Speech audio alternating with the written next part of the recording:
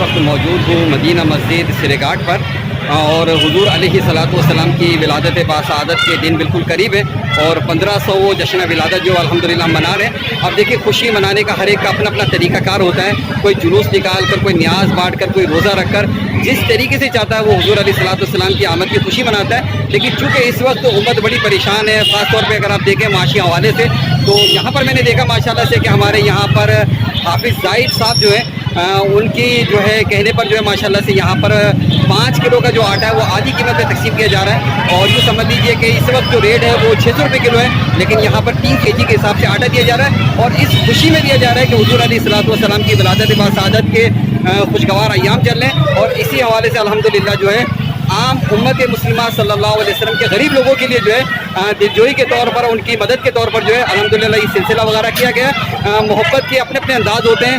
आप जिस तरीके से भी हुजूर अलैहिस्सलाम की मोहब्बत की और आमद की खुशी मनाएं, ये तरीका मुझे बहुत अच्छा लगा और बहुत खुशी भी हुई। और अल्लाह तबारक व तआला से दुआ है कि हमारे हाफिज़ ज़ाहिद साहब जो है इन्हें भी दुनिया आखिरत की भलाई और बरकत अता फरमाए और इसी तरह के इक़दाम हुजूर अलैहिस्सलाम की विलादत के हवाले से और गरीबों की दिलजोई के हवाले से ज़रूर करने की तौफ़ीक़ अता फरमाए।